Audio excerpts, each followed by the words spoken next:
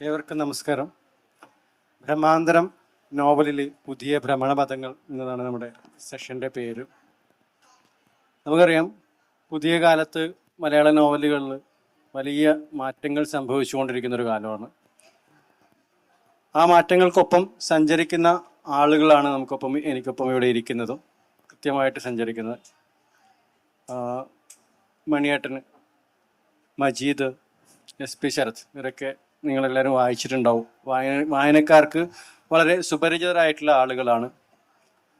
കുറച്ചു മുമ്പ് അവരുടെ പ്രൊഫൈലുകൾ കേട്ടിരിക്കും. ഞാൻ ആവർത്തിക്കുന്നില്ല, നേരെ ചോദ്യങ്ങളിലേക്ക് കടക്കാമെന്ന് വിചാരിക്കുന്നു. മലയാളത്തിൽ ഈ ഭ്രമാത്മകതകളുടെ ഒരു സമയത്ത് എഴുതിക്കൊണ്ടിരുന്ന ഒരാൾ യക്ഷി എന്ന് പറയുന്ന നോവല്, പാണ്ഡവപുരം, നീല വെളിച്ചം, കൃഷ്ണപ്പരുന്ത്, PV തമ്പിയുടെ കൃഷ്ണപ്പരുന്ത്, ഇത്തരം നോവലുകളൊക്കെ നമ്മുടെ മുന്നിൽ വലിയ മഹാമേരു പോലെ നിൽക്കുന്നുണ്ട്. അതിലേക്ക് തുടർച്ചയായിട്ടാണ് ഇവരെ പോലുള്ള ആളുകളും എഴുതുന്നത്. അപ്പം എൻ്റെ ആദ്യത്തെ ചോദ്യം മണിയേട്ടനോടാണ്. മണിയേട്ടാ, ഈ മണിയേട്ടൻ്റെ IIT മദ്രാസിനെ കൊണ്ടാണ് ഞാൻ ചോദിക്കുന്നത്. IIT മദ്രാസിൽ കാട്ടിൽ കഴിയുന്ന ഒരു പയ്യനുണ്ടല്ലോ, ഒരു മൗഗ്ലിൻ്റെ ഒക്കെ പോലെയുള്ളൊരു ക്യാരക്ടറുള്ളൊരു സ്വഭാവ സവിശേഷതകൾ ഉണ്ടെന്ന് വേണമെങ്കിൽ പറയാവുന്ന ഒരു ഇത്. ഭാഷയൊന്നും അറിയാത്ത അയാളെ ഭാഷ പഠിപ്പിക്കാനൊക്കെ നായിക ശ്രമിക്കുന്നുണ്ട്. അവർ തമ്മിൽ കമ്മ്യൂണിക്കേറ്റ് ചെയ്യുന്നുണ്ട്.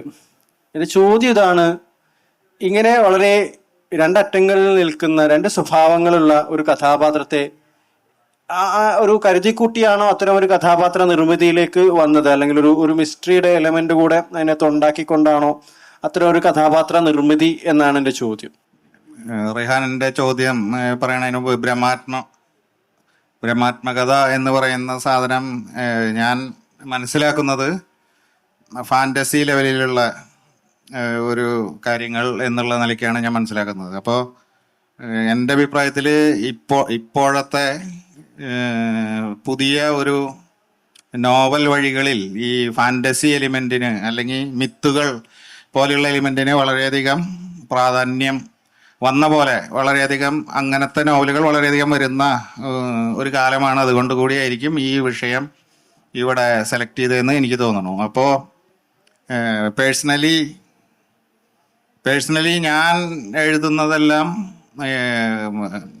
യഥാതഥമായ ഒരു റിയലിസ്റ്റിക് ലെവലിൽ ആണ് എൻ്റെ എഴുത്തുകളെല്ലാം എന്നാണ് എനിക്ക് ഇതുവരെ സ്വയം തിരിഞ്ഞു നോക്കുമ്പോൾ തോന്നണത്. അപ്പോൾ ഭ്രമാത്മകത എന്ന് പറഞ്ഞ എലിമെന്റ് ഇപ്പോൾ റിഹാൻ ചോദിച്ച ചോദ്യം വെച്ച് നോക്കുമ്പോൾ അതിലെ ഈ ക്യാരക്ടർ കാക്കി എന്ന് പറയുന്ന ഒരു ക്യാരക്ടറിന് ഈ പറയുന്ന മിത്തിക്കൽ അല്ലെങ്കിൽ ഈ ഭ്രമാത്മക പരിവേഷങ്ങൾ എല്ലാം ഉള്ളതാണ്. പക്ഷെ എനിക്ക് അത് ഒരു വെല്ലുവിളിയായിരുന്നത് അത് എങ്ങനെ റിയലിസ്റ്റിക് ആക്കാന്ന്. അതായത് അതിമാനുഷികമായ ഒരു കാര്യം, ഒരു പ്രവൃത്തിയും അയാളെ കൊണ്ട് ചെയ്യിക്കാൻ പറ്റില്ല. അങ്ങനെ ചെയ്താൽ അത് ഞാൻ ഉദ്ദേശിക്കുന്ന ആ ഒരു തലത്തിൽ നിന്ന് വിട്ടുപോകും. അപ്പോ ഒരു പക്ഷേ അതിന്റെ ഒരു കയ്യിൽ നിന്ന് പോകുന്നൊരു ക്യാരക്ടർ പോലെ അല്ലേ? അതെ. അങ്ങനെ ഒരു ആ ഒരു പരിവേഷം ഈ ക്യാരക്ടറിനെ ചുറ്റിപ്പറ്റി വേണം താനും. എന്നാൽ ഇത് പക്ഷെ ഇയാൾ വളരെ ഉയരത്തിലേക്ക് ചാടുന്നതും അങ്ങനെയുള്ള സംഗതികൾ അതിലുണ്ട്. പക്ഷെ അതിനെയും യാഥാർത്ഥ്യം എന്ന് പറയാനുള്ള മരുന്നുകൾ ഞാൻ അതിൽ ചെയ്തു വെച്ചിട്ടുണ്ട്. അത് സൂക്ഷ്മമായി പരിശോധിച്ചാൽ മനസ്സിലാവുന്നതാണ് എനിക്ക് തോന്നുന്നത്. അതുകൊണ്ട് പിന്നെ പാത്ര സൃഷ്ടി എന്ന് പറയുന്നത് അങ്ങനെ വിചാരിച്ചിട്ട് നമ്മൾ പിന്നെ തിയറിയിൽ രണ്ട് കഥാപാത്രങ്ങളെ സൃഷ്ടിച്ചുകൊണ്ട് അവരെ കൂട്ടിമുട്ടിക്കാമെന്നൊന്നും നമ്മൾ വിചാരിച്ചിട്ടില്ല. അത് നാച്ചുറലി വന്നാൽ വന്നു, വന്നില്ലെങ്കിൽ വന്നില്ല. അങ്ങനെയാണ് എഴുത്ത് രീതി വെച്ച് നോക്കുമ്പോൾ എൻ്റെ അങ്ങനെയാണ്. ഓക്കെ, സ്വാഭാവികമായിട്ടുള്ളൊരു എഴുത്തിലൂടെയാണല്ലോ, ജൈവികമായിട്ടാണ് എഴുത്ത് സംഭവിക്കുന്നതും കഥാപാത്രങ്ങളുടെ നിർമ്മിതി എന്നാണ് മണിയേട്ടൻ പറഞ്ഞു വെച്ചിരിക്കുന്നത്. അതിനകത്ത് ഫാന്റസി എലമെന്റുകളോ അല്ലെങ്കിൽ മിത്തുകളോ അത് സ്വാഭാവികമായി വന്നു ചേർന്നു എന്നുള്ളതാണ് പറഞ്ഞു വെച്ചിരിക്കുന്നത്. ഞാൻ മജീദിലേക്ക് വരാം. മജീദിൻ്റെയും ഈ പറഞ്ഞതുപോലുള്ള വ്യത്യസ്തമായ ലോകങ്ങളാണ് ഞാൻ മജീദിന്റെ കഥ വായിക്കുമ്പോഴോ നോവൽ വായിക്കുമ്പോൾ, ഏറ്റവും പുതിയ കരു എന്ന് പറയുന്ന നോവലൊക്കെ വായിക്കുമ്പോൾ മജീദ് സൃഷ്ടിക്കുന്ന ഒരു വേൾഡ് ഉണ്ട്, ഒരു മജീദിയൻ ലോകം എന്നൊക്കെ പറയുന്നത് പോലുള്ള ഒരു ലോകമുണ്ട്. ആ ലോകം കുറെ കൂടെ ഇരുണ്ട ലോകമായിട്ടാണ് എനിക്ക് തോന്നിയതുള്ളത്. അപ്പോൾ ഒരിക്കൽ മജീദ് തന്നെ പറയുന്നുണ്ട്, ഈ കഥ എഴുതുന്നതിനേക്കാളും ഇഷ്ടം എളുപ്പം അല്ലെങ്കിൽ നോവൽ എഴുതാനാന്ന് പറയുന്നുണ്ടല്ലോ. അപ്പോൾ ഇത്തരം കഥാപാത്രങ്ങളെ കെട്ടഴിച്ചു വിടാനോ അല്ലെങ്കിൽ ഭാവനയുടെ അനന്ത സാധ്യതകളെയും മിത്തുകളെയും ഭ്രമങ്ങളെയും ഒക്കെ കെട്ടഴിച്ചു വിടാനുള്ളൊരു വ്യക്തി എന്നുള്ള നിലയിൽ, എഴുത്തുകാരൻ എന്നുള്ളൊരു സ്വാതന്ത്ര്യത്തിന്റെ ആഘോഷം കൂടെ ഇതിൻ്റെ അകത്ത് കാണുന്നുണ്ടോ? എങ്ങനെയാണ് അതിനെ കാണുന്നത് മജീദ്?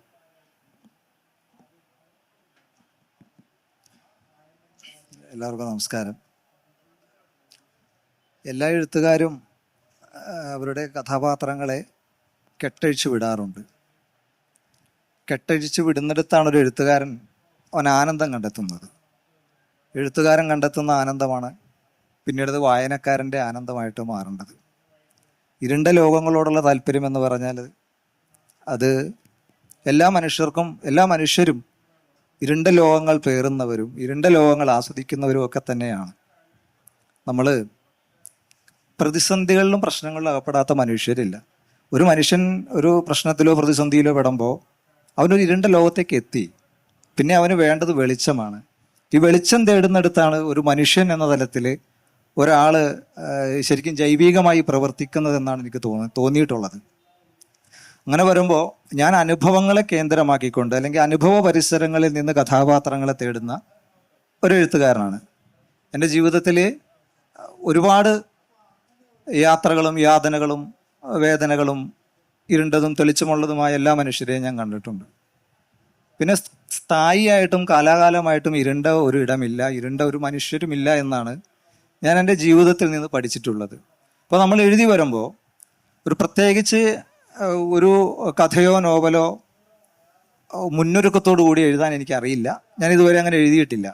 ഇപ്പോൾ ഇവിടെ പരാമർശിക്കപ്പെട്ട കരു എന്ന് പറയുന്ന നോവലാണെങ്കിൽ പോലും അത് എഴുതുമ്പോൾ ഒരു ആദിമധ്യാന്തമോ ഇതൊന്നും എൻ്റെ കയ്യിലില്ല.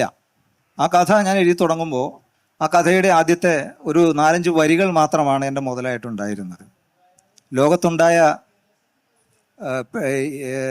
എല്ലാ യുദ്ധങ്ങളും പെണ്ണിന് വേണ്ടിയാണെന്നും ഏറ്റവും കൂടുതൽ കൊലകൾ നടന്നിരിക്കുന്നത് പെണ്ണിന് വേണ്ടിയാണെന്നും സ്ത്രീയുമായിട്ട് ബന്ധപ്പെട്ടാണെന്നും പറഞ്ഞുകൊണ്ടാണ് ആ നോവല് തുടങ്ങുന്നത്.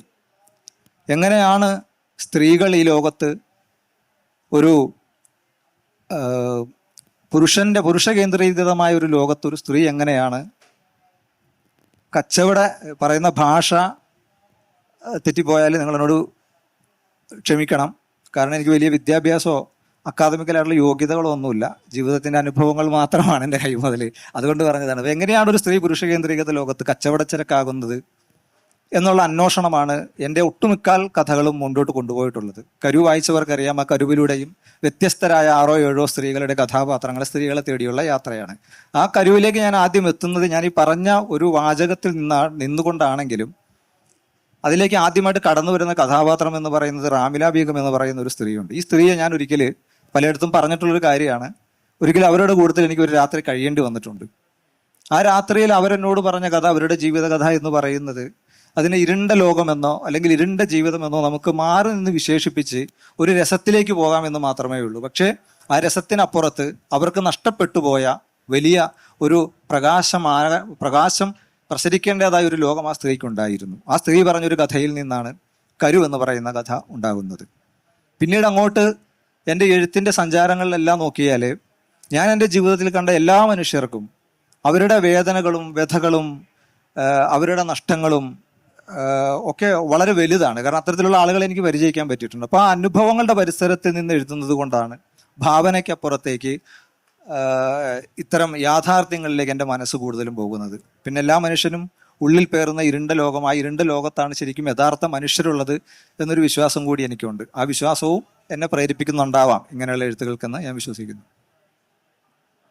അത് അനുഭവങ്ങളിൽ നിന്ന് തന്നെയാണ് എഴുത്തിൻ്റെ കാമ്പ് കണ്ടെടുക്കുന്നത് എന്നുള്ള രീതിയിൽ അങ്ങനെയാണ് മജീദ് പറഞ്ഞു വെക്കുന്നത്. മജീദിൻ്റെ അനുഭവങ്ങളും കൂടെ നമുക്ക് കേൾക്കാനായി. കരു എന്ന കഥയിലേക്ക് വരുമ്പോൾ അല്ലെങ്കിൽ നോവലിലേക്ക് വരുമ്പം അത് കണ്ടെടുത്ത വഴികളെ കൂടെയും മജീദ് പറഞ്ഞു വെക്കുന്നുണ്ട്. എനിക്ക് മജീദ് പറഞ്ഞൊരു വാക്കിനെ കൂടെ എനിക്കത് സ്ട്രൈക്കിംഗ് ആയിട്ട് തോന്നി. എല്ലാ മനുഷ്യൻ്റെയും ഉള്ളിൽ ഇരുണ്ടൊരു ലോകവും കൂടെ ഉണ്ട് എന്നുള്ളത് അതൊരു സ്ട്രൈക്കിംഗ് വേർഡ് പോലെ തോന്നി. ഞാൻ ശരത്തിലോട്ട് വരാം. ഈ കുറഞ്ഞ കാലത്തിനുള്ളിൽ കഴിഞ്ഞ വർഷം ഏകദേശം ഇതേ സമയത്താണ് ഉറക്കപ്പിശാച് എന്ന് പറഞ്ഞൊരു നോവലുമായിട്ട് ശരത്ത് വരുന്നത്. അതുവരെ ശരത്ത് എന്ന് പറയുന്ന ഒരു നോവലിസ്റ്റിനെ കുറിച്ചിട്ട് അധികം, എഴുത്തുകാരനെ കുറിച്ചിട്ട് അധികം ആളും കേട്ടിട്ടുണ്ടല്ലോ. പക്ഷെ പത്രപ്രവർത്തന മേഖലയിൽ അദ്ദേഹത്തെ കുറിച്ചിട്ട് നന്നായിട്ട് അറിയുന്ന, അദ്ദേഹത്തിന്റെ മേഖലയിൽ കൂടുതൽ അറിയുന്ന ആളുകൾ ഉണ്ടായിരിക്കാം. ഇനി ഒരുപക്ഷെ എഴുതുന്നതിന് മുമ്പ് എനിക്കറിയാത്തത് എൻ്റെ കുഴപ്പമായിരിക്കാം. പക്ഷേ ഞാൻ ഈ വർഷം 2024 വായിച്ചതിൽ ഏറ്റവും മികച്ച പുസ്തകങ്ങളിൽ ഒന്നായിട്ട് ഞാൻ കാണുന്ന ഒരു പുസ്തകമാണ് ഉറക്കപ്പിശാച് എന്ന് പറയുന്നൊരു പുസ്തകം. അപ്പോൾ നമുക്കൊക്കെ പരിചിതമായിട്ടുള്ള പല മിത്തുകളിൽ നിന്നുമാണ് ശരത്ത് ഉറക്കപ്പിശാചിനെ നിർമ്മിച്ചിരിക്കുന്നത്.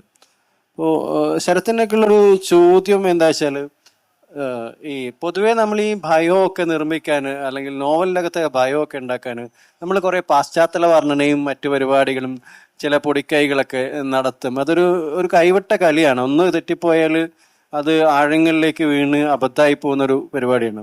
അപ്പം ഈ നോവലിലാണെങ്കിൽ ചെറിയ ചെറിയ സംഭാഷണങ്ങളിലൂടെയൊക്കെയാണ് ഈ ഭയത്തെ ഇതാക്കുന്നത്. അതേപോലെ നമുക്കറിയാവുന്ന ചാത്തൻ, ആനമർദ്ദ, ഇങ്ങനെ കുറേ നമുക്കറിയാവുന്ന മിത്തുകൾ ഇതുണ്ട്. അപ്പോൾ ഈ നോവലിൽ എൻ്റെ ഒരു ചോദ്യം ഇതാണ്, ഈ നോവലിനകത്തൊരു കായലിൽ നിന്നുള്ളൊരു കൂക്കുവിളിയുണ്ട്. ആ കൂക്കുവിളി ഇങ്ങനെ അവസാനം കേൾക്കുന്നത് വീടിൻ്റെ അരപ്രേസിൽ നിന്നാണെന്ന് പറയുന്നുണ്ട്, ആ കൂക്കുവിളിയുടെ ശബ്ദം. പക്ഷെ ആ ശബ്ദം ഉണ്ടാക്കുന്ന ഒരു എഫക്റ്റ് ഉണ്ട്, നമ്മൾ വായനക്കാരനെ വല്ലാതെ ഭയപ്പെടുത്തുന്ന ഒരു സംഗതി ഉണ്ട്. അപ്പം ഇത്തരം കാര്യങ്ങൾ ഇതിങ്ങനെ എഴുതാൻ ഇവിടെ ഒരു ഭയം ഉണ്ടാവുമെന്ന് മുൻകൂട്ടി കരുതിയിട്ടുണ്ടായിരുന്നു, അല്ലെങ്കിൽ എങ്ങനെയാണ് ഇത്തരം മിത്തുകളിലേക്ക് എഴുത്തിനെ കൊണ്ടുവരാൻ ഒരു മുൻകൈ എടുത്തത് എങ്ങനെയായിരിക്കും? അതിൻ്റെ ഒരു രഹസ്യം അറിഞ്ഞാൽ കൊള്ളാമെന്നുണ്ട്. എല്ലാവർക്കും നമസ്കാരം. ഞാൻ എഴുതിയ ഉറക്കപ്പിശാച് എന്ന നോവലിലെ പ്രധാന കഥാപാത്രത്തെ ചുറ്റിപ്പറ്റിയാണ് റിഹാന്റെ ചോദ്യം. സത്യത്തിൽ ഭയം ജനിപ്പിക്കാൻ വേണ്ടി അതിനകത്ത് ഞാൻ ഒന്നും ചെയ്തിരുന്നില്ല. ഒരു ഭയം അല്ലെങ്കിൽ ഒരു ആങ്സൈറ്റി, ഒരു തരം ഒരു പരിഭ്രമം വായിക്കുന്നവരിൽ ഉണ്ടാവുന്ന തരത്തിലായിരുന്നു ആ കഥയുടെ ഒരു ഒഴുക്ക്. അതുകൊണ്ട് തന്നെ ബോധപൂർവം ഭയം ജനിപ്പിക്കാൻ എനിക്കതിലൊന്നും ചെയ്യേണ്ടി വന്നിട്ടില്ല. ഈ മണിച്ചിത്രത്താഴ് സിനിമയിൽ പറയുന്നുണ്ടല്ലോ ഒരു തരം സൈക്കിക് വൈബ്രേഷൻ എന്ന്. അത് വായിക്കുന്നയാൾക്ക് അങ്ങനെ ഒരു സൈക്കിക് വൈബ്രേഷൻ കിട്ടുമോ എന്നുള്ളതാണ് നോക്കിയത്. അതിനുവേണ്ടി ഈ മുമ്പ് പറഞ്ഞ പോലെ തന്നെ ഒന്നും ബോധപൂർവം ചെയ്യേണ്ടി വന്നിട്ടില്ല. ആ കഥയുടെ ഒഴുക്കിനനുസരിച്ച് സ്വാഭാവികമായതങ്ങ് മുന്നോട്ട് പോയാൽ മതിയായിരുന്നു. അതുകൊണ്ട് തന്നെ ഈ പാശ്ചാത്യ രീതിയിലുള്ള ഭയം ജനിപ്പിക്കൽ ടൂളുകളൊന്നും ഇതിനകത്ത് ഉപയോഗിച്ചിരുന്നില്ല. ഈ സത്യം പറഞ്ഞാൽ അതിൻ്റെ കവർ പേജും പിന്നെ പേരും ഇത് രണ്ടും കാണുമ്പോൾ ആൾക്കാർ സ്വാഭാവികമായി വിചാരിച്ചത് ഇതൊരു ഹൊറർ നോവലാണെന്നാണ്. ഞാൻ ഹൊറർ എഴുതാൻ ഇഷ്ടപ്പെടുന്ന ഒരാളുമല്ല, ഹൊറർ വായിക്കാനും ഇഷ്ടപ്പെടുന്ന ആളല്ല. ഹൊറർ ഞാനുമായിട്ട് ഒരു തരത്തിലും ചേർന്ന് പോകത്തുമില്ല. അത് കാരണം എന്താ വെച്ചാൽ ഹൊറർ എനിക്ക് എപ്പോഴും പേടിയാണ്. എന്ന് വെച്ചാൽ ഒരു ഹൊറർ സിനിമ കാണാൻ പേടിയാണ്. ഒരു കനം കൂടിയ ഒരു ത്രില്ലർ സിനിമ പോലും ഇപ്പോഴും എന്നെ പേടിപ്പിക്കും. അതുകൊണ്ട് തന്നെ ഹൊറർ എഴുതുക എന്നുള്ള കാര്യം എൻ്റെ അജണ്ടയിൽ ഉണ്ടായിരുന്നില്ല. രാക്ഷസൻ എന്ന് പറഞ്ഞ സിനിമ ഇറങ്ങിയിട്ട് അത് ഇതുപോലത്തെ ഒരു സാധനമാണെന്ന് അറിയാതെ നേരെ തിയേറ്ററിൽ പോയി കയറുകയും അത് കണ്ടിട്ട് 4 ദിവസം ലൈറ്റ് ഓഫ് ചെയ്ത് ഉറങ്ങാൻ പറ്റാതിരിക്കുകയും ചെയ്ത ആളാണ് ഞാൻ. എനിക്ക് ഉറങ്ങാൻ കഴിഞ്ഞില്ല 4 ദിവസം. അത്രമാത്രം വലിയ ഡ്രോമ തരികയും അത്രയും ഹോണ്ട് ചെയ്യുകയും ചെയ്തൊരു സിനിമയായിരുന്നത്. അതുകൊണ്ട് തന്നെ ഹൊററും ഈ ത്രില്ലർ സാധനങ്ങളായിട്ടും ഞാൻ ചേർന്ന് പോയില്ല. പക്ഷേ പുസ്തകം വായിച്ചിട്ട് ചിലർ ഇൻസ്റ്റഗ്രാമിലൂടെയും അല്ലാതെ പേഴ്സണലായിട്ടും ഒക്കെ പറഞ്ഞിരുന്നു ചില പോർഷൻസ്, ഇപ്പോൾ റിഹാൻ പറഞ്ഞതുപോലെ ചില പോർഷൻസിലൂടെ കടന്നു പോകുമ്പോൾ ഭയങ്കരമായ ആങ്സൈറ്റിയിലൂടെ കടന്നുപോയി എന്ന് പറയുന്നുണ്ട്. അപ്പോഴൊക്കെ ഞാൻ വിചാരിച്ചത് ഈ ഹൊറർന്ന് എഴുതി കാണിച്ച ഓടി രക്ഷപ്പെടുന്ന ഞാൻ എഴുതിയതോ എന്നാണ് ഞാൻ വിചാരിച്ചത്. ബോധപൂർവം ഭയം ജനിപ്പിക്കൽ എന്ന് പറയുന്നൊരു ഉദ്ദേശം അതിനുണ്ടായിരുന്നില്ല എന്നുള്ളതാണ് സത്യം. എനിക്ക് സത്യം പറയുകയാണെങ്കിൽ അത്ഭുതം തോന്നുന്നു.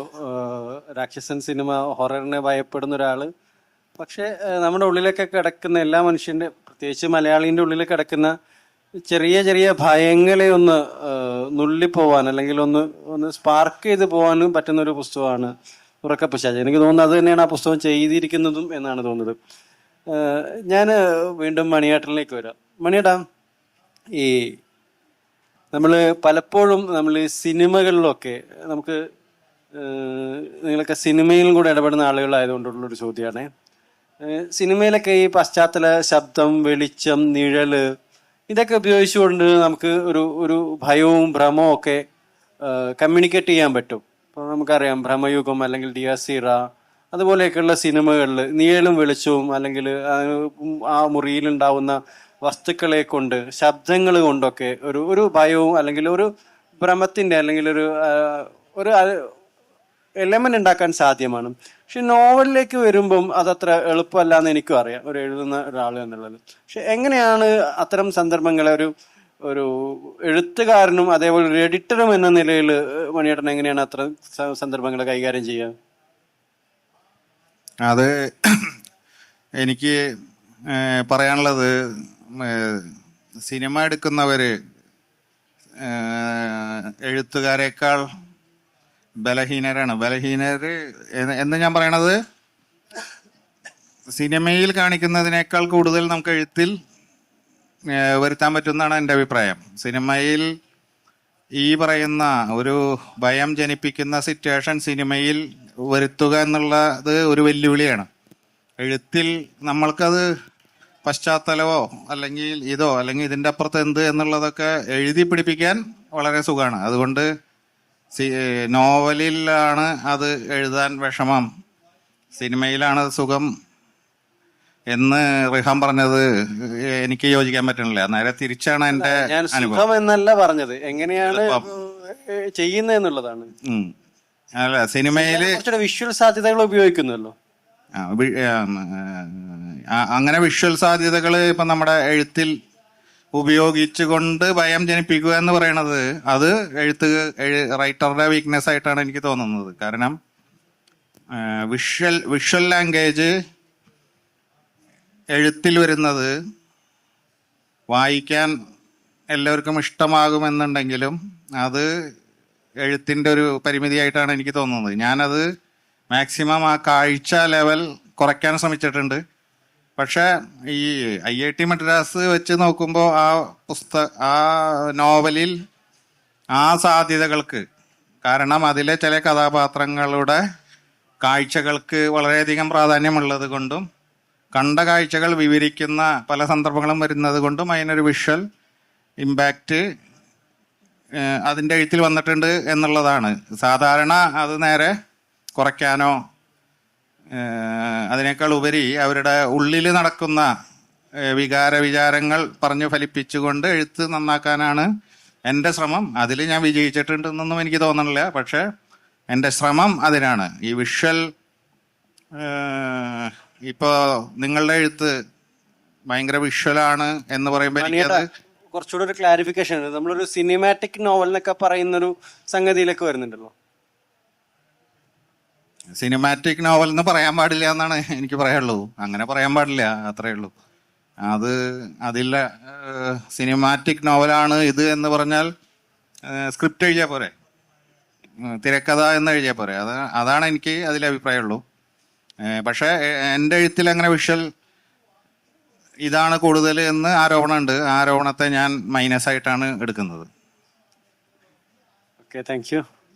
ആരോപണത്തെ മൈനസ് ആയിട്ട് എടുക്കുന്നതെന്ന് പറഞ്ഞു കഴിഞ്ഞാൽ അത് പിന്നെ നിങ്ങൾ അങ്ങനെ ചെയ്യുന്നില്ല, ആളുകൾ അങ്ങനെ വായിക്കുകയാണെന്നാണോ? അങ്ങനെ അല്ല, മൈനസ് ആയിട്ട് എടുക്കാന്ന് പറഞ്ഞാൽ അതിനെ തരണം ചെയ്യുക എന്നുള്ള ശ്രമം നമ്മളൊരു വീഴ്ചയായിട്ട് എടുക്കുന്നു. അങ്ങനെയല്ല, അതിനെ തരണം ചെയ്യുക എന്നുള്ളതാണ് എഴുത്തിന്റെ മുന്നിലുള്ള വെല്ലുവിളിയും ഞാൻ ശ്രമിച്ചുകൊണ്ടിരിക്കുന്നതും. അതിനെ മറികടക്കാൻ ആൾക്കാർക്ക് കൂടുതൽ ഇഷ്ടാവുക വിഷ്വൽ ലെവലിൽ എഴുതണതാണ്. പക്ഷെ അതിനെ ആ പ്രലോഭനത്തെ മറികടക്കലാണ് എൻ്റെ പ്രയത്നം എന്നാണ് എനിക്ക് തോന്നുന്നത്. വായനക്കാരുടെ പ്രലോഭനം അല്ലെങ്കിൽ വായനക്കാരന്റെ കാഴ്ചയുടെ പ്രലോഭനത്തെ മറികടക്കാനുള്ള ശ്രമം ഇനിയും തുടരട്ടെ. അത് നന്നായിട്ട് പോട്ടെ എന്ന് ഞാൻ പ്രതീക്ഷിക്കുന്നു. ഞാൻ മജീദിലേക്ക് വരാം. മജീദിന്റെ നേരത്തെ കരുവിൻ്റെ അകത്ത് തന്നെയാണ് എനിക്ക് ചോദിക്കാനുള്ളത്. ഒരു ഇരുണ്ട ഒരു ലോകമാണ് അതിനകത്താകെ പടർന്നു കിടക്കുന്നത്. ക്രൂരതയും ലഹരിയും വന്യതയും ഒക്കെ ഇങ്ങനെ ഒരു ആനന്ദ നൃത്തം ചെയ്യുന്നത് പോലെയുള്ളൊരു ഇതാണ്. അതേപോലെ വള്ളിമുല്ല, കലഹപ്പെട്ടി പോലുള്ള കഥകളിലും ഇത്തരം ഒരു ചുറ്റുപാടുകളും അതൊക്കെ ഉണ്ട്. കഥാപാത്രങ്ങളും കഥാപാത്ര നിർമ്മിതികളും ഈ ഒരു ഫ്ലേവർ ഉണ്ട്. അപ്പോൾ ഉള്ളിൻ്റെ ഉള്ളിൽ ഒരു അരാജകത്തെ ഓമനിക്കുന്ന ഒരു മനസ്സുണ്ടോ എന്നുള്ളതാണ്, അല്ലെങ്കിൽ മനസ്സുള്ളത് കൊണ്ടാണോ ഇങ്ങനെ ഒരു ഇത്തരം കഥാപാത്ര നിർമ്മിതികളും ഇത്തരം സംഗതികളും എന്നുള്ളതാണ് ചോദ്യം. ഈ അരാജകത്വത്തെ ഓപനിക്കുക എന്ന് പറഞ്ഞാൽ അത് എന്ത് തരം പരിപാടിയാണെന്നുള്ളത് എനിക്ക് അറിയത്തില്ല. പിന്നെ ഈ അരാജകത്വം എന്നുകൊണ്ട് ഉദ്ദേശിക്കുന്നതും എനിക്ക് മനസ്സിലായിട്ടില്ല. അരാജകത്വം എന്ന് പറഞ്ഞാൽ നമ്മളൊരു പൊതു രീതിയിൽ നിന്നും മാറി ഉണ്ടാവുന്ന, അല്ലെങ്കിൽ നമ്മൾ എന്താ പറയുക, ചില സമൂഹത്തിന്റെ ചില വാർപ്പ് മാതൃകകളുണ്ട്. ഒരാൾ ഇങ്ങനെ ജീവിക്കാൻ പാടുള്ളൂ. നേരത്തെ നമ്മൾ കരുവിലേക്ക് പറയുന്ന പോലെ ഒരു സ്ത്രീ ഇന്ന് നിന്നത് മാത്രമേ ചെയ്യാൻ പറ്റുള്ളൂ, അല്ലെങ്കിൽ ഒരു ലിമിറ്റ്സ് ഇല്ലേ, ഈ ലിമിറ്റ്സിനെ മറികടന്നു. അറിയോ, ഈ സത്യത്തിൽ അങ്ങനെ ജീവിക്കാനായിട്ടൊന്നും ഒരു ലിമിറ്റ്സ് ഒന്നുമില്ല. നമ്മളങ്ങനെ ആരും അത് എടുത്ത് ഒരു സ്ഥലത്തും എഴുതി വെച്ചിട്ടില്ല, ഒരു സ്ഥലത്തും തീരുമാനിക്കപ്പെട്ടിട്ടില്ല, അങ്ങനെ ഒരു നിയമവും ഇല്ല. ജീവിക്കുക എന്നുള്ളത് ഒരു സ്വാതന്ത്ര്യ പ്രവർത്തനമാണ്. ഒരു മനുഷ്യൻ ജനിച്ചു പോയാൽ അവന് ജീവിച്ചേ പറ്റൂ. അവൻ ജീവിക്കാനായിട്ട് അവൻ ജീവിക്കേണ്ട, അല്ലെങ്കിൽ അവൻ ഇന്ന പരിധിക്കുള്ളിൽ ജീവിച്ചാൽ മതി എന്ന് തീരുമാനിക്കാൻ ആർക്കും ഇവിടെ അവകാശമില്ല. എൻ്റെ ജീവിതം എന്ന് പറയുന്നത് അത് ഞാൻ വേണം തീരുമാനിക്കാൻ. ഞാൻ എങ്ങനെ ജീവിക്കണം, എൻ്റെ ജീവിതത്തിൻ്റെ അതിരെന്താണ്, എൻ്റെ ജീവിതം എവിടം വരെ പോകണം എന്നൊക്കെ ഉള്ളത് ഒരു മനുഷ്യൻ്റെ വ്യക്തിപരമായ തീരുമാനമാണ്. പിന്നെ ഈ പറഞ്ഞ ഈ അല്ലെങ്കിൽ ഇപ്പോൾ ഈ കരുവിൻ്റെ അകത്തുള്ള കഥാപാത്രങ്ങളെ കുറിച്ച് പറഞ്ഞാൽ ഇരുളിച്ച മാത്രമല്ല ഒരു നോവലിലും ഒരു കഥാപാത്രങ്ങളിലും ഉള്ളത്. നമ്മൾ ഇരുണ്ട് കിടക്കുന്ന മുറിയിലേക്ക്, അല്ലെങ്കിൽ വെളിച്ചത്തെ അന്വേഷിക്കുന്ന ഒരു കൂട്ടം മനുഷ്യരുടെ കഥയാണ് ഈ കരു എന്ന് പറയുന്നത്. അത് വായിച്ച ആളുകൾക്ക്, ഇപ്പോൾ റിഹാനൊക്കെ വായിച്ചിട്ടുണ്ടാവും, വായിച്ച ആളുകൾക്ക് അത് മനസ്സിലാവുന്ന ഒരു കാര്യമാണ്. കാരണം അവരുടെ ഒരു ലോകം, അല്ലെങ്കിൽ അവർ ചെന്ന് പെട്ടിരിക്കുന്ന പ്രതിസന്ധി അത്തരത്തിലുള്ളതാണ്. അതിമറികടക്കാനുള്ള മനുഷ്യരുടെ ആ നോവലിൽ സ്ത്രീകളുടെ കഥയാണ്. ഞാൻ നേരത്തെ പറഞ്ഞ സ്ത്രീകളുടെ കഥയാണ്. അതിലൊരു സീമാ നായിക് എന്ന് പറയുന്ന ഒരു സ്ത്രീയുണ്ട്. ആ നോവൽ വായിച്ചിട്ടുള്ള ഏറ്റവും കൂടുതൽ സ്ത്രീകൾ എന്നോട് അവർക്ക് താല്പര്യം തോന്നിയ സ്ത്രീ കഥാപാത്രം എന്ന് പറയുന്നത് ഈ സീമാ നായിക്കാണ് എന്ന് പറയുന്നുണ്ട്. കാരണം ഈ സീമാ നായിക്കിന്റെ ലൈഫ്, അവരുടെ ഒരു ഇന്നത്തെ നമ്മൾ സൈക്കോ കാമുകൻ എന്നൊക്കെ വിളിക്കാം, അത്തരത്തിലുള്ള ഒരാള് ഒരു ദിവസം ഈ പെണ്ണിനെ കാണുകയാണ്. അതിസുന്ദരിയാണ് സീമാ നായിക്ക്. അപ്പൊ ഈ അതിസുന്ദരിയായ സീമാ നായിക്കിനെ കാണുമ്പോൾ അവളുടെ ഉടലിനോട് ഒരു ഭ്രമം തോന്നുകയും അവനൊരു വലിയൊരു അധോലോക നായകന്റെ അനുജനാണ്. അതുപോലെ ഒരു പുരോഹിതന്റെ മകനാണ്.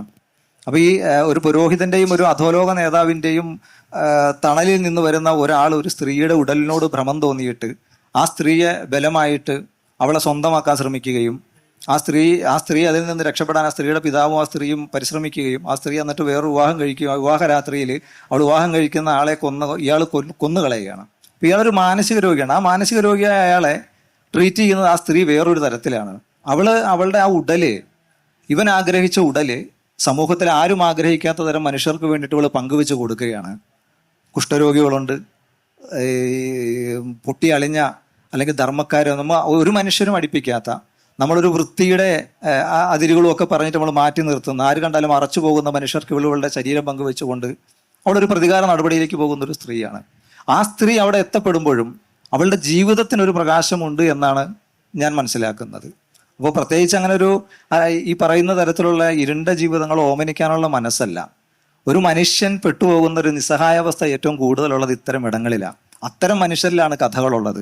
ഇപ്പം ഞാൻ എപ്പോഴും ചിന്തിക്കുന്ന ഒരു കാര്യമുണ്ട്, ഈ ലോകത്ത് എല്ലാവരും ദുഃഖങ്ങളില്ലാത്ത, ഈ ദുഃഖവും സന്തോഷവും എന്ന് പറയുന്ന രണ്ട് വികാരങ്ങളില്ലായിരുന്നെങ്കിൽ ഒന്ന് ആലോചിച്ച് നോക്കി. ഇവിടെ സുഖം മാത്രമുള്ളതെന്നുണ്ടെങ്കിൽ എല്ലാ മനുഷ്യർക്കും പെട്ടെന്ന് വെറുത്തു പോകും നമ്മൾ ലോകത്തെ. ഞാൻ വെറുത്തു പോകും, മറ്റുള്ളവരുടെ കാര്യം എനിക്കറിയാൻ പാടില്ല. ഇത് രണ്ടിന്റെ ഒരു സമ്മിശ്രണമാണ് നമ്മുടെ ജീവിതം എന്ന് പറയുന്നത്. അപ്പോൾ ഇത്തരത്തിൽ പെട്ടുപോകുന്ന മനുഷ്യരിലാണ് കഥകൾ കിടക്കുന്നത്. അവർക്കാണ് പറയാനുള്ളത്, അവരെയാണ് നമ്മൾ കേൾക്കാനുള്ളത്. അത്തരത്തിലുള്ള കഥാപാത്രങ്ങളെ അതുകൊണ്ടാണ് ഞാൻ തേടുന്നതും ഞാൻ എഴുതുന്നതുമെന്ന് പറയുന്നത്. Thank you.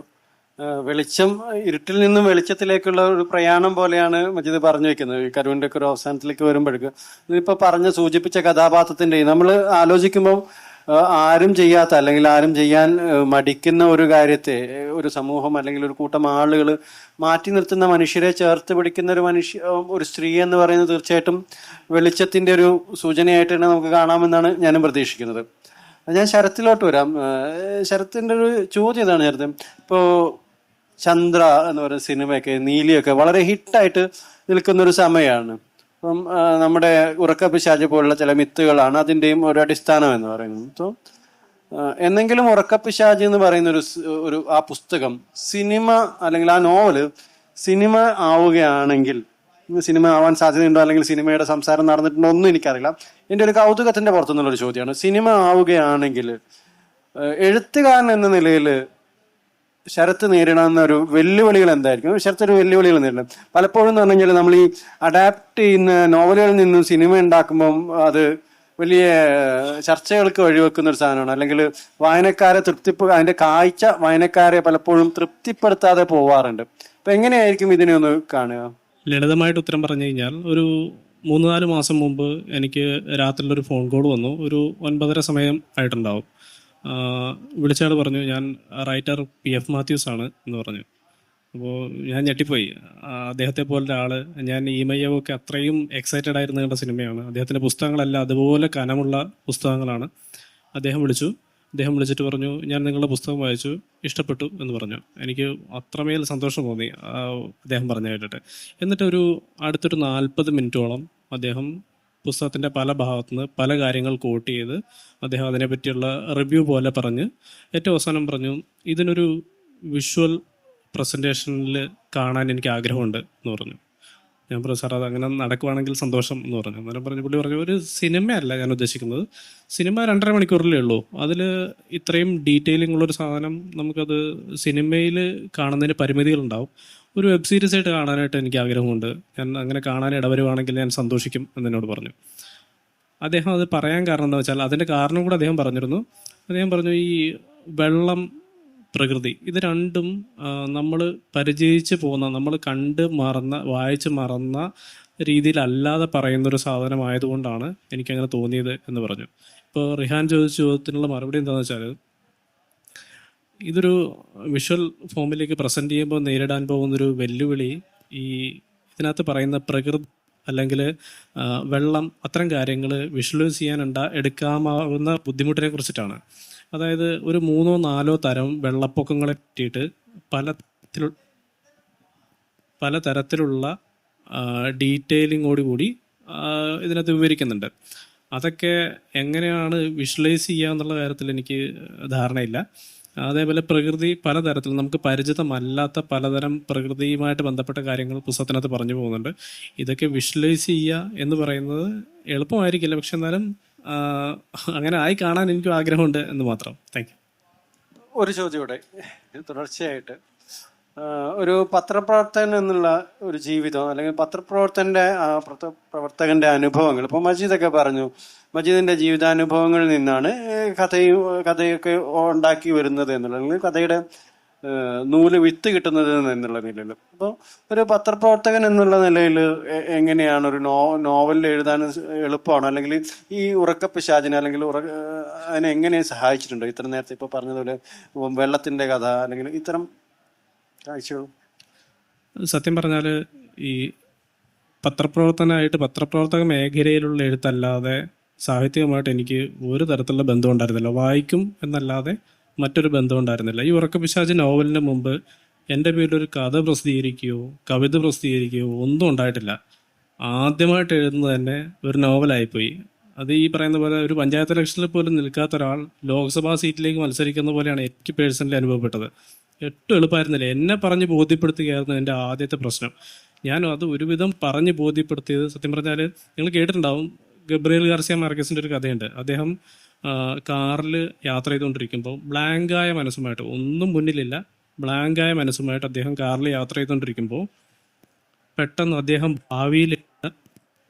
ഭാവിയിൽ എഴുതാൻ പോകുന്ന നോവലിൻ്റെ ആദ്യത്തെ വരി അദ്ദേഹത്തിൻ്റെ മനസ്സിലേക്ക് വരികയാണ്. എങ്ങനെയാണെന്ന് ചോദ്യത്തിന് അർത്ഥമില്ല. ആ വരിയിൽ നിന്നാണ് ശരിക്കും ഏകാന്തയുടെ 100 വർഷങ്ങളുടെ ആദ്യത്തെ വരി ശരിക്കും അങ്ങനെ തന്നെയാണ്. പുള്ളി തന്നെ പല വേദികളിലും അത് പറഞ്ഞിട്ടുണ്ട്. ഏകദേശം സമാനമായൊരു അനുഭവം എനിക്കും ഉണ്ടായിട്ടുണ്ട്.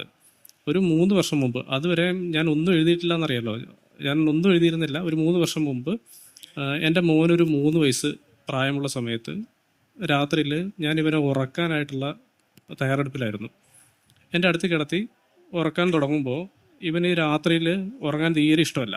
അപ്പോൾ നമ്മൾ നിശബ്ദത കൊണ്ട്, അല്ലെങ്കിൽ ഒരു മൗനത്തിൻ്റെ ഒരു കൂടാരം കെട്ടി അതിനുള്ളിൽ വേണം കിടത്താനായിട്ട്. അനങ്ങിയാൽ ആൾ എണീറ്റ് കൂടെ പോരും. അപ്പോൾ അതുകൊണ്ട് നിശബ്ദനായി അനങ്ങാതെ അവൻ്റെ കൂടെ കിടക്കുമ്പോൾ പെട്ടെന്നൊരു തോട്ട് മനസ്സിലേക്ക് കയറി വരികയാണ്. മനുഷ്യ ശരീരത്തിൻ്റെ പരിമിതികൾക്ക് അപ്പുറത്തേക്ക് സഞ്ചരിക്കാൻ കഴിയുന്ന ഒരു വയോധികൻ, ഇത്രയും ഉണ്ടായിരുന്നുള്ളൂ. അപ്പോൾ എനിക്ക് തോന്നി ഇതൊന്ന് എഴുതി വെക്കണം, എവിടെയെങ്കിലും നോട്ട് ഡൗൺ ചെയ്യണം, അല്ലെങ്കിൽ ഞാൻ മറന്നുപോകുമെന്ന് തോന്നി. പക്ഷേ അന്ന് രാത്രിയിൽ അവൻ ഉറങ്ങിക്കഴിഞ്ഞതിന് ശേഷം അത് എഴുതി വെക്കാമെന്ന് വിചാരിച്ചെങ്കിലും ഞങ്ങൾ ഒരുമിച്ച് ഉറങ്ങിപ്പോയി. പിറ്റേ ദിവസം രാവിലെ എണീക്കുമ്പോഴത്തേക്ക് ഞാനത് മറക്കേണ്ടതായിരുന്നു. പക്ഷേ എന്തുകൊണ്ടോ ഇത് മറന്നില്ല. അത് രാവിലെ എണീറ്റ് ഒരു ഡയറിയിൽ ഒരു പേന എടുത്ത് അത് നോട്ട് ഡൗൺ ചെയ്ത് വെച്ചു. എന്നിട്ട് പിന്നീടുള്ള ഓരോ രാത്രികളിലും എല്ലാവരും ഉറങ്ങിക്കഴിഞ്ഞതിന് ശേഷം ഓരോ ചാപ്റ്ററായിട്ട് എഴുതിയാണ് ഈ പുസ്തകം ജനിക്കുന്നത്. അപ്പോൾ ഒരു പത്രപ്രവർത്തന നിലയിൽ നിന്ന് ഒരു റൈറ്റർ എന്ന നിലയിലേക്കുള്ള യാത്ര ഒട്ടും എളുപ്പമായിരുന്നില്ല. അത് എന്നെ കൺവിൻസ് ചെയ്യൽ ആണ് ഏറ്റവും പ്രയാസമുണ്ടായിരുന്നത് എന്നാണ് ഞാൻ പറയാൻ ഉദ്ദേശിച്ചത്. Thank you. ഞാൻ മണിയേട്ടനിലേക്കല്ല വരാം. മണിയേട്ടാ, മണിയേട്ടനൊരു നോവലിസ്റ്റ്, കഥാകൃത്ത്, സിനിമ തിരക്കഥാകൃത്ത്, ഇത്തരം മേഖലകളിലൊക്കെ പ്രവർത്തിക്കുമ്പോഴും കെ.വി. മണികണ്ഠൻ എന്ന് പറയുന്ന ഒരു എഡിറ്ററും കൂടെയുണ്ട്. ഈ ഒരു പുസ്തകത്തെ ഏറ്റവും മനോഹരമാക്കാൻ ഒരു എഡിറ്ററുടെ സഹായം ആവശ്യമാണെന്ന് ഉറച്ചു വിശ്വസിക്കുന്ന ഒരാളാണ് ഞാൻ. അപ്പം എഡിറ്റർ എന്നുള്ള നിലയിൽ പുസ്തകങ്ങളെ എങ്ങനെയാണ്, ഒരു എഡിറ്റർ എന്നുള്ള നിലയിൽ പുസ്തകങ്ങളെ എങ്ങനെയാണ് നോക്കി കാണുന്നത്? സ്വന്തം പുസ്തകത്തെയും മറ്റ് വായിക്കുന്ന പുസ്തകത്തെയും. നമ്മളെ മലയാളത്തിൽ എല്ലാവരും അവഗണിച്ച് കൊണ്ട് നടക്കുന്ന ഒരു കാര്യമാണ് എഡിറ്റിംഗ്. എഡിറ്റിംഗ് എന്ന് പറഞ്ഞാൽ മലയാളിക്ക് അവൻ്റെ പുസ്തകം വേറൊരാൾ കൈവയ്ക്കുക എന്ന് പറയുന്നത് എന്തോ വൻ പാതകം പോലെ ഉള്ള ഒരു ചിന്താഗതി മലയാളിക്ക് പൊതുവേ ഉണ്ട്.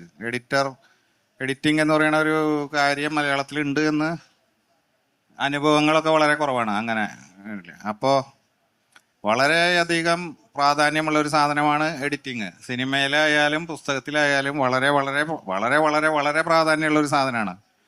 എഴുത്തുകാരൻ തന്നെ സ്വന്തമായിട്ട് എഡിറ്റ് ചെയ്യുമ്പോഴുള്ള ഒരു പ്രശ്നം, അയാളുടെ മനസ്സിൽ ഈ പറയുന്ന കാര്യങ്ങൾ മുഴുവൻ വന്നിട്ടുണ്ടായിരിക്കും. ടെക്സ്റ്റിൽ എന്ത് വന്നു എന്നുള്ളത് അയാൾക്ക് തന്നെ അതിൽ നിന്ന് വേർപ്പെടുത്തിയെടുക്കാൻ കുറച്ച് വിഷമമായിരിക്കും. അതുകൊണ്ട് എപ്പോഴും ഒരു തേർഡ് പാർട്ടി എഡിറ്റർ വേണമെന്നും, നമ്മളുടെ വർക്ക് എല്ലാം കഴിഞ്ഞാൽ മൂന്നാമതൊരാൾ ഇതിനെപ്പറ്റി എന്താണ് ഇത് എഴുതാൻ പോകണമെന്ന ഐഡിയ പോലും ഇല്ലാത്ത ഒരു എഡിറ്റർ അത് വായിച്ചു നോക്കണമെന്നും, അയാൾക്ക് അതിൽ പൊങ്ങിക്കിടക്കുന്ന പല കാര്യങ്ങൾ കാണാൻ പറ്റുമെന്ന് തന്നെയാണ് എൻ്റെ ഉറച്ച വിശ്വാസം. സെൽഫ് എഡിറ്റിംഗ് എന്ന് പറയുന്നത് നമുക്ക് തന്നെ ചെയ്യാം. സെൽഫ് എഡിറ്റിംഗ് എന്ന് പറയുമ്പോൾ ഉള്ള ഒരു അപകടം, അതിലെ എല്ലാ സന്ദർഭങ്ങളും നമ്മുടെ മനസ്സിലുണ്ടാവും.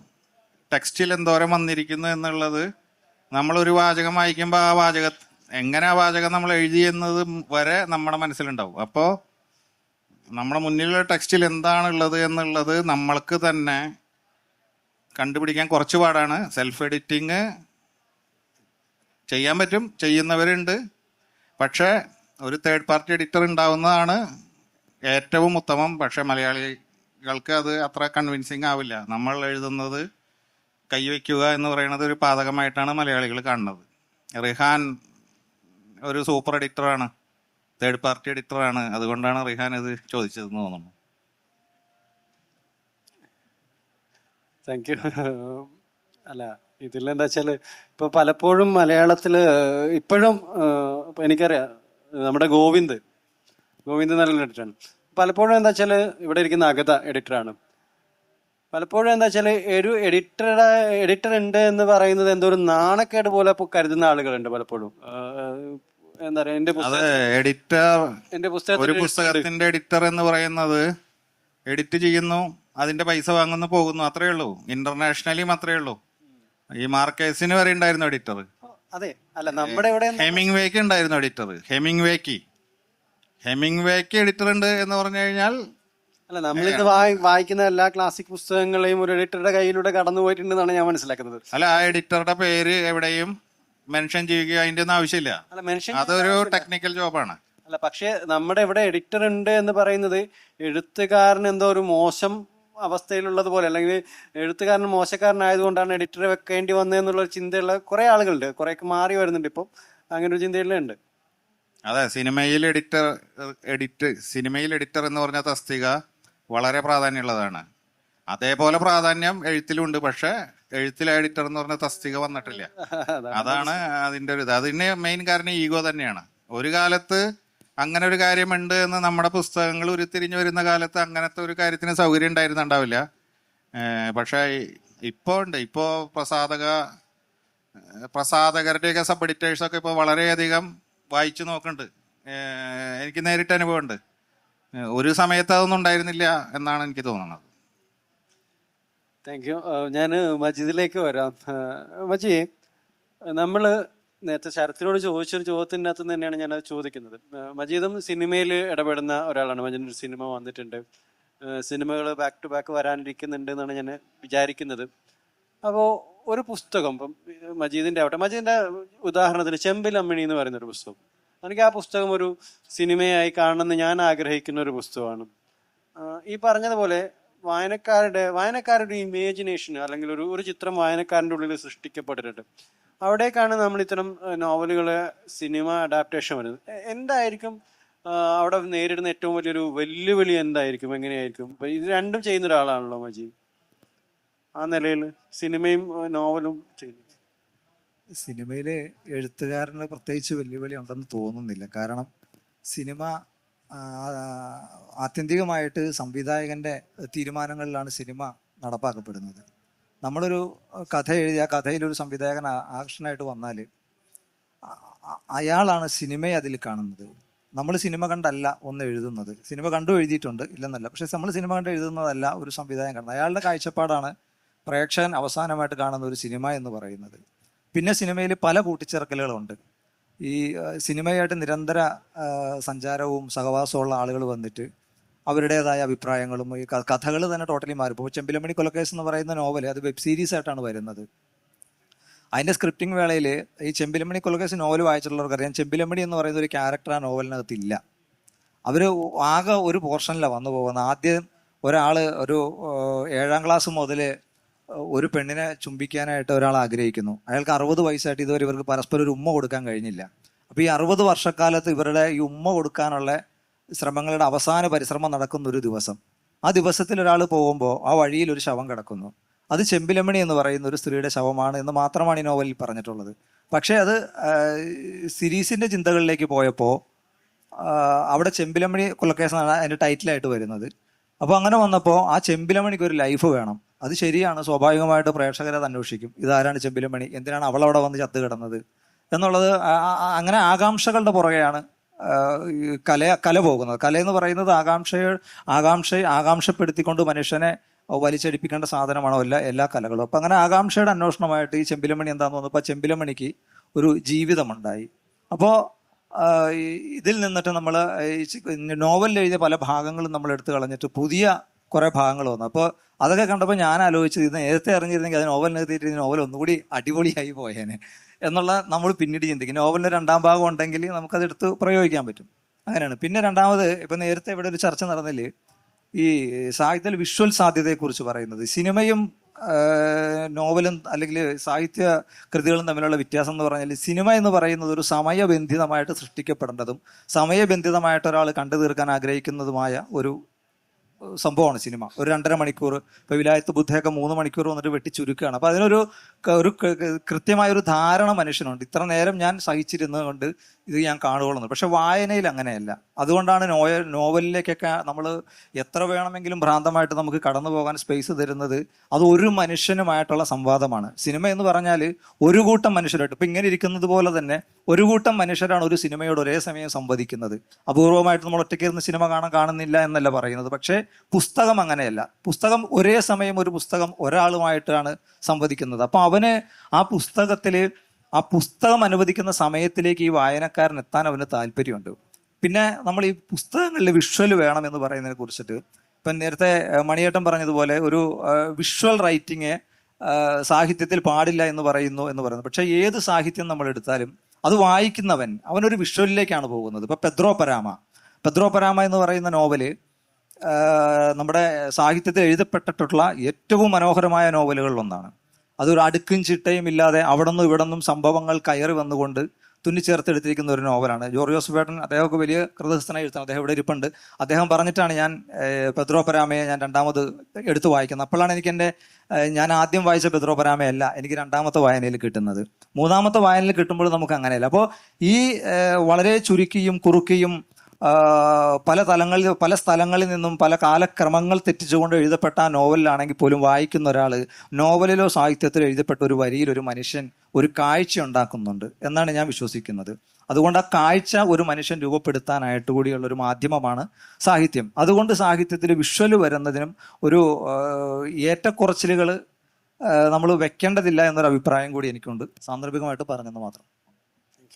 അല്ല, ഞാൻ ഇതിനെ എങ്ങനെ കാണുന്ന വെച്ചാൽ ഞാൻ ഒന്നുകൂടെ കൂട്ടിച്ചേർക്കുന്നു. ഓരോ മനുഷ്യനും വായിക്കുന്നവൻ അവനവൻ ഉണ്ടാക്കുന്ന ഒരു ആ വായനയിൽ നിന്ന് ഉണ്ടാക്കുന്ന ഒരു സാങ്കല്പിക ലോകം ഉണ്ടെന്നാണ് ഞാൻ മനസ്സിലാക്കുന്നത്. അയാൾ ഉണ്ടാക്കുന്നൊരു സാങ്കല്പിക ലോകം സിനിമയിലാകുമ്പം ഈ കാണുന്ന ആളുകൾ മുഴുവൻ ഒരേ ക്യാരക്ടറിനെ കാണുന്നു. നേരെ തിരിച്ച് വായനയിലാകുമ്പം അവനവൻ ഉണ്ടാക്കുന്ന അവനവൻ്റെ രൂപത്തിനും അവനവൻ്റെ കാഴ്ചയിലും അല്ലെങ്കിൽ ഭാവനയിലും ഉണ്ടാവുന്ന കഥാപാത്രങ്ങളാണെന്നാണ് ഞാൻ മനസ്സിലാക്കുന്നത്. ഇനി നമ്മുടെ സമയം വളരെ കുറവാണ്. എന്നാലും ഞാൻ അവസാനത്തെ ഒരു ചോദ്യം 3 പേരോടും കൂടിയാണ്. 3 പേരും ഉത്തരം പറഞ്ഞാൽ കൊള്ളാമെന്നുണ്ട്.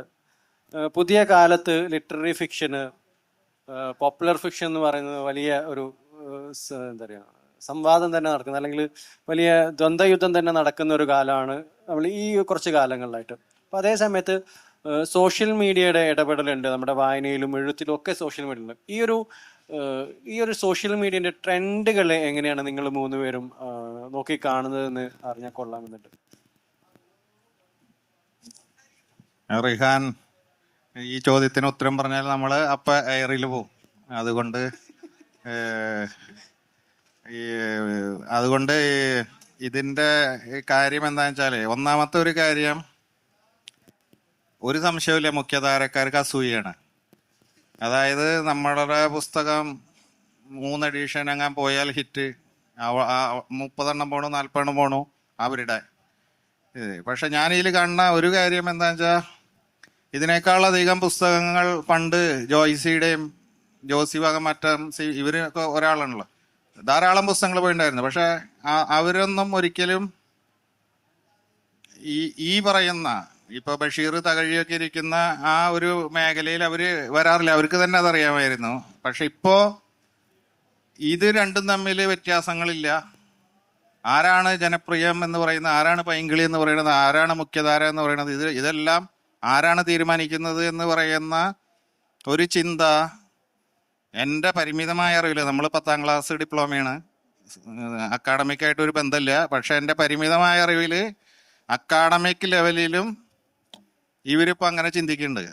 നമ്മളുടെ വിദഗ്ധരായ മലയാളം ഭാഷാ പണ്ഡിതന്മാർ വരെ ആരാണ് പറയുന്നത് ജനപ്രിയം എന്ന വാക്ക് ആര് പറയുന്നു, അത് പറയാൻ ആർക്കാണ് അവകാശം എന്നിരിക്കുന്നുണ്ട്. അപ്പോൾ ഞാൻ കണ്ടത് അതാണ്. അതായത് ഇത് രണ്ട് ലെയറും ഇപ്പോൾ ഒരുമിച്ച് ഒരു വേദിയിൽ ഒരേപോലെ കൺസിഡർ ചെയ്യപ്പെടുന്നുണ്ട്. അത് ശരിയല്ല എന്ന് എനിക്കൊരു എളിയ അഭിപ്രായം ഉണ്ട്. അത്രയാണ് എനിക്ക് അതിനെപ്പറ്റി പറയാനുള്ളത്. പിന്നെ സോഷ്യൽ മീഡിയ ട്രെൻഡൊക്കെ അത് ഓരോ കാലത്ത് ഓരോ, നമ്മളുടെ പുസ്തകം കൂടുതൽ വിറ്റഴിക്കപ്പെട്ടു പോകണമെന്നും കൂടുതൽ ആൾക്കാർ വായിക്കണമെന്നും എല്ലാവരും ചിന്തിക്കും. അങ്ങനെ ചിന്തിക്കുമ്പോൾ ഇന്നത്തെ കാലത്ത് അതിന് സാധ്യമായ മാർഗങ്ങൾ ഓരോരുത്തരെ ആരായും. അങ്ങനെ ആരായുമ്പോൾ സോഷ്യൽ മീഡിയ കൊണ്ട് ഒരു ഹൈപ്പ് ഉണ്ടാവും. അത് നിരാകരിച്ചുകൊണ്ട് നമ്മൾ അങ്ങനെയൊന്നുമല്ല, അങ്ങനെയൊക്കെ ഒരു പരിധിവരെ നിരാകരിച്ചുകൊണ്ട് ജീവിക്കുന്ന ഒരുത്തനാണ് ഞാൻ എൻ്റെ എഴുത്ത് ജീവിതത്തിൽ. പക്ഷെ അത് നെഗറ്റീവാണെന്ന് എനിക്കറിയാം. എനിക്കത് സാധിക്കുന്നില്ല. അത് അങ്ങനെ ഒരു സോഷ്യൽ മീഡിയ ഹൈപ്പ് ഉണ്ടാക്കാനുള്ള കഴിവ് എനിക്കില്ല എന്നേ ഞാൻ അതിനെ നോക്കി കാണുള്ളൂ. അല്ലാണ്ട് അത് ശരിയല്ല, ഇതാണ് ശരി എന്നൊന്നുമില്ല. നമ്മൾ നമ്മുടെ പുസ്തകം പരമാവധി ആൾക്കാരിലേക്ക് എത്തിക്കാൻ നോക്കണം. എനിക്കതിന് വേണ്ടി ഈ ട്രെൻഡിൻ്റെ പിന്നാലെ പോകാനോ അതിനോ സാധിക്കണില്ല. അതെൻ്റെ ഒരു കുറ്റമായിട്ടാണ് ഞാൻ കണക്കാക്കുന്നത്. ട്രെൻഡുകളൊക്കെ നല്ലത് തന്നെ, നമുക്ക് അതിനൊപ്പം ഓടാൻ പറ്റുന്നില്ല എന്നുള്ളതാണ്. മജി എന്താണ്?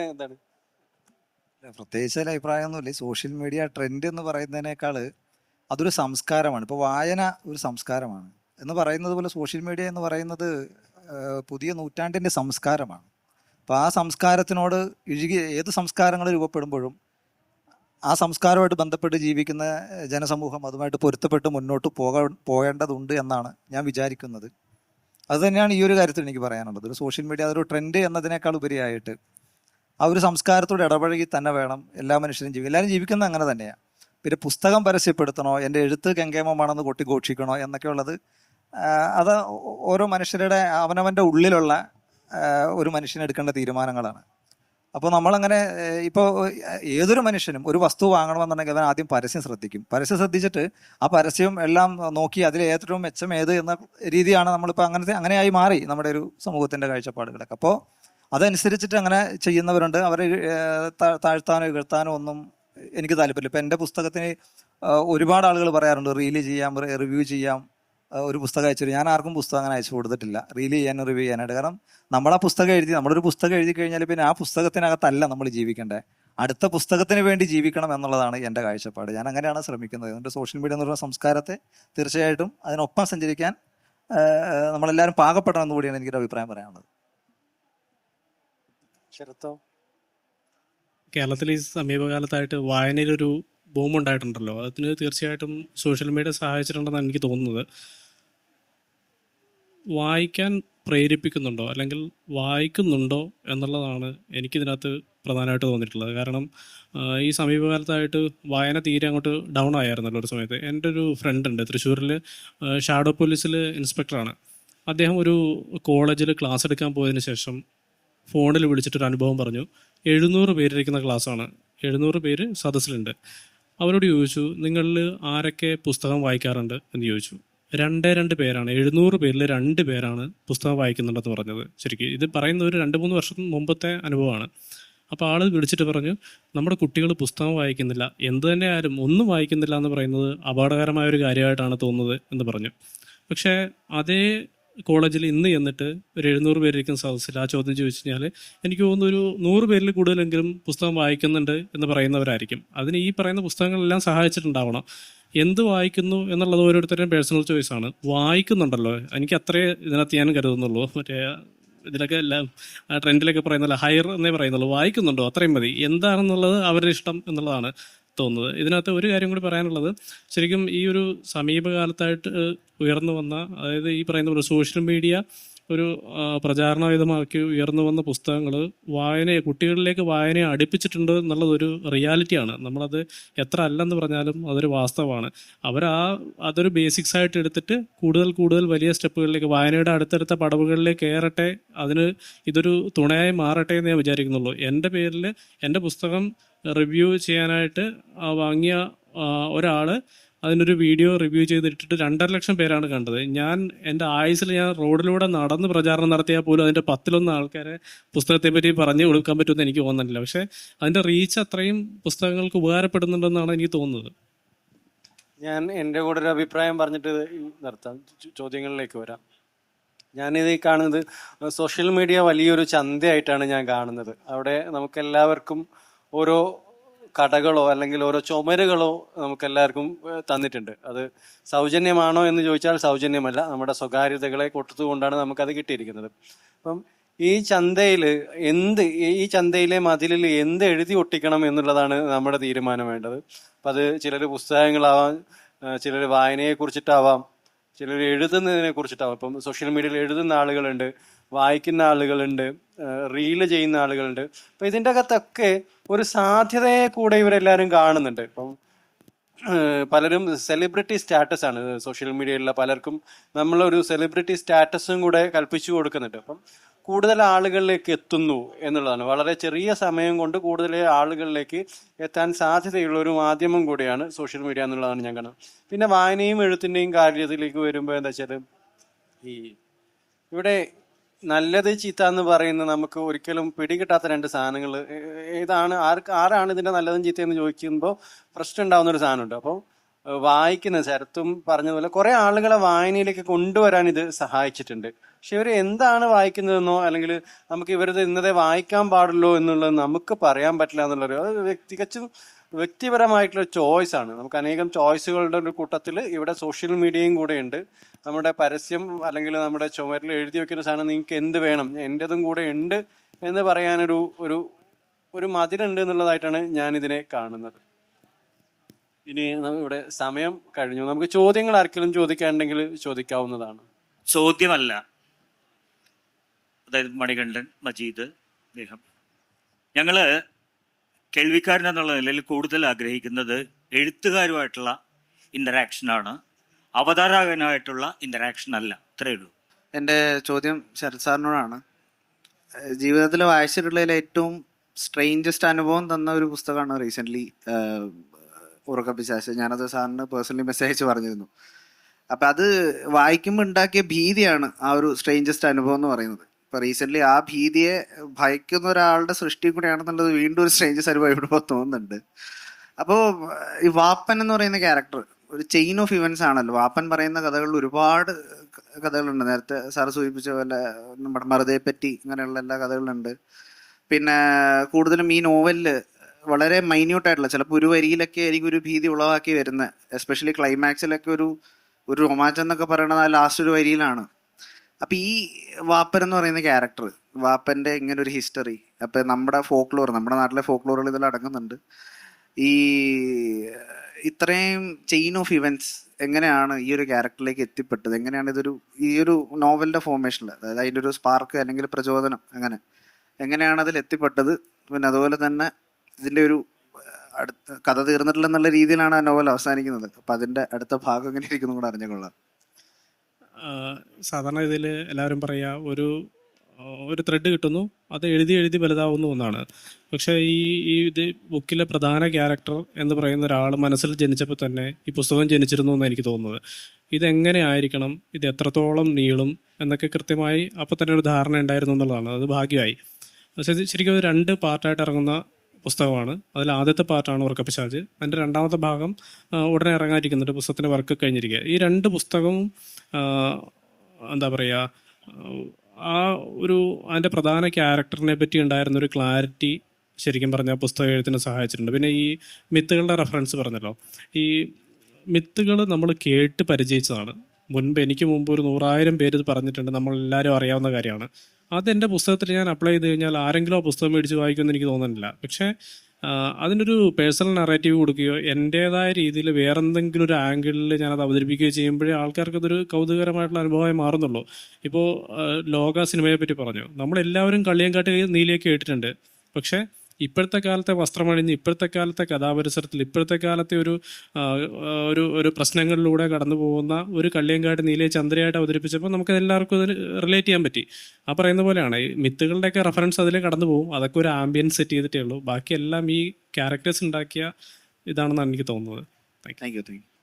ഇവിടെ ഒരു സഹോദരൻ നമ്മൾ കേൾവിക്കാരെ മുഴുവൻ പ്രതിദാനം ചെയ്തുകൊണ്ട് ഒരു പ്രസ്താവന ഇറക്കുകയുണ്ടായി. പിന്നെ ബഹുമാനപ്പെട്ട റിയാൻ റാഷിദ് എനിക്ക് തോന്നുന്നു ഈ ഇരിക്കുന്ന കൂട്ടത്തിലെ ഏറ്റവും കൂടുതൽ പുസ്തകം എഴുതിയ ആളാണ്. അത് അദ്ദേഹത്തിന് അറിയാന്നിട്ടാണോ എന്ന് എനിക്ക് സംശയമുണ്ട്. മാത്രമല്ല അദ്ദേഹം ഒരു മോഡറേറ്റർ ആയി പോയത്, അല്ലെങ്കിൽ പോർത്തൂസ് അവരെ മോഡറേറ്റർ ആക്കിയത് അതൊരു കുറ്റമല്ല. അയാൾക്ക് കൂടുതൽ സംസാരിക്കാനും ഇന്ററാക്ട് ചെയ്യാനും അറിയുമെന്നതുകൊണ്ടാണെന്ന് ഞാൻ ആ സഹോദരനെ ഓർമ്മിപ്പിക്കാൻ ആഗ്രഹിക്കുകയാണ്. ഏറ്റവും കൂടുതൽ പുസ്തകങ്ങൾ ഈ കൂട്ടത്തിൽ എഴുതിയ ആളാണ് റിയാൻ. പിന്നെ സംസാരിക്കാനും നമുക്ക് ഒരുപാടുണ്ടായിരുന്നു, ചോദ്യങ്ങൾക്കൊന്നും സമയമില്ല. അതുകൊണ്ട് ഞാൻ വിശാഖനം അയക്കുകയുമാണ്. നമസ്കാരം. ഞാൻ ആക്ച്വലി റിഹാന് നന്ദി പറയണം. എനിക്ക് ആക്ച്വലി IIT മദ്രാസ് ആവട്ടെ, ചെമ്പിലമ്മിണി ആവട്ടെ, ഉറക്കപ്പിശാച് ആവട്ടെ ആദ്യം നിർദ്ദേശിച്ച ഒരാളാണ് റിഹാൻ. പക്ഷെ ചോദ്യം മജീദൊക്കെ പറഞ്ഞതിൽ നിന്നാണ് ചെമ്പിലമ്മിണിയെ പിന്നെ ഡെവലപ്പ് ചെയ്തു എന്ന് പറയുന്നുണ്ട്. അപ്പൊ ഇപ്പോൾ IIT മദ്രാസിലെ കാട്ടാളനാണെങ്കിലും, ചെമ്പിലമ്മിണിയിലെ ഈ ഓനച്ചനാണെങ്കിലും, ലീലാമ്മയാണെങ്കിലും, അല്ലെങ്കിൽ പൊന്നൂസ് ആണെങ്കിലും ഒത്തിരി കഥാപാത്രങ്ങൾ വരും ഇതിനകത്ത്. ഉറക്കപ്പിശാചിനകത്ത് വരുന്ന ഒത്തിരി, ഞാൻ പറഞ്ഞിട്ടുണ്ട്, ഒരു 500 നോവലിലുള്ള സാധനം നിങ്ങൾ ഒറ്റ ഇതിലേക്ക് എഴുതി വെച്ചിരിക്കും. അപ്പൊ ഈ കഥാപാത്രങ്ങളെ എങ്ങനെ, ആദ്യം നമുക്കൊരു നോവലിന്റെ ടെക്സ്ചർ ഉണ്ടാവും, അതിലേക്ക് നിങ്ങൾ കൊണ്ടുവരുന്ന ഓരോ കഥാപാത്രങ്ങൾക്കും ഒരുപാട് ജീവൻ കൊടുക്കുന്നുണ്ട്. കാരണം അതിന്റെ ബാക്ക് സ്റ്റോറീസ് എല്ലാം വളരെ സ്ട്രോങ് ആയിട്ട് ചെയ്യുന്നുണ്ട്. ഇത് എഴുത്തിന്റെ പ്രോസസ്സിൽ ഇതെങ്ങനെയാണ് ഹാൻഡിൽ ചെയ്യുന്നത്? ആക്ച്വലി ആദ്യമേ ഈ ക്യാരക്ടേഴ്സിന് ഒരു ബാക്ക്ഗ്രൗണ്ട് സെറ്റ് ചെയ്യുന്നുണ്ടോ, അതോ എഴുതി വരുമ്പോൾ ഈ ക്യാരക്ടർ, കാരണം ഒരു ക്യാരക്ടറും ബാക്ക്ഗ്രൗണ്ട് ഇല്ലാതെ പോകുന്നില്ല എന്നാണ് എനിക്ക് തോന്നിയിട്ടുള്ളത്. അതിനെപ്പറ്റിയാണ് ആർക്കും ആൻസർ പറയാം. എന്നെ അപേക്ഷിച്ച് അങ്ങനെ ഒരു തീരുമാനം ഞാൻ എഴുതി വരുമ്പോഴായിരിക്കും ഒരു ക്യാരക്ടർ കിട്ടുന്നത്. ഞാൻ പറഞ്ഞു, ഈ കഥ പോലും പൂർണ്ണമായിട്ട് സങ്കല്പിച്ചെഴുതാൻ എനിക്ക് അറിയില്ല. ചെമ്പിലമണി കൊലക്കേസും അങ്ങനെ തന്നെ ഒരു 2 പേര് ഒരു 10-60 വർഷം ഒന്ന് ഉമ്മ വയ്ക്കാൻ ആഗ്രഹിച്ച് ചെന്നിരിക്കുന്ന ഇങ്ങനൊരു തോട്ട് മാത്രമേ ഉണ്ടായുള്ളൂ. അപ്പോൾ അത് അങ്ങനെ എഴുതി വരുമ്പോൾ ഒരു ക്യാരക്ടർ ഉണ്ട്, അപ്പോൾ ആ ക്യാരക്ടറോട് ബന്ധപ്പെട്ട അടുത്ത ക്യാരക്ടർ ഉണ്ടാവും. അങ്ങനെ അറിയാതെ സംഭവിച്ചു പോകുന്നതാണ് എന്നെ അപേക്ഷിച്ച്. എനിക്കത് അല്ലാതെ എനിക്കതിനെ അറിയില്ല, ഒരു പൂർണ്ണമായ തീരുമാനമൊന്നുമില്ല അങ്ങനെ എഴുതുമ്പോൾ.